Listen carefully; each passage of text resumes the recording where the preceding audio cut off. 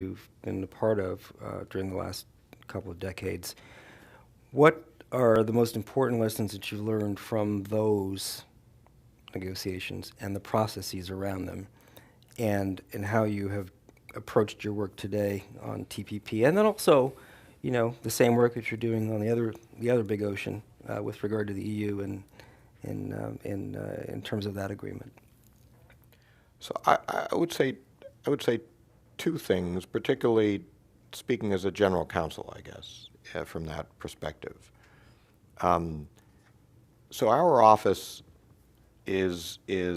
split in two, and our attorney's time is spent. Half of that time is spent working to negotiate or support negotiation of new trade agreements. And there, one of the things that we learn constantly as we develop these agreements is the importance of negotiating the text properly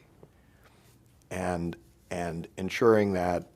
down the road, when others have our jobs in the future, that they will be able to sit down with a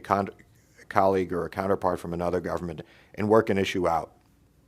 from the rule that has been negotiated. So the rule has to have sufficient clarity and precision and be drafted the right way, as well as reflect whatever the policy and legal agreement is that negotiators have formed in principle. It's the importance of good drafting. This may put all of you to sleep, but it's an important part of making the agreement a reality for the working people, for the businesses that have to live under the agreement, and for the governments that have to use it. The other part is ensuring that there is a credibility of enforcement to ensure that the rule is applied and lived up to in the way that it needs to be.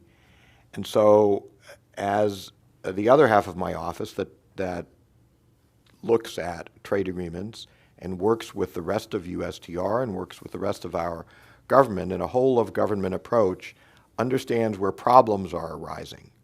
in trade agreements and examines whether those problems involve legal rules that may not be followed,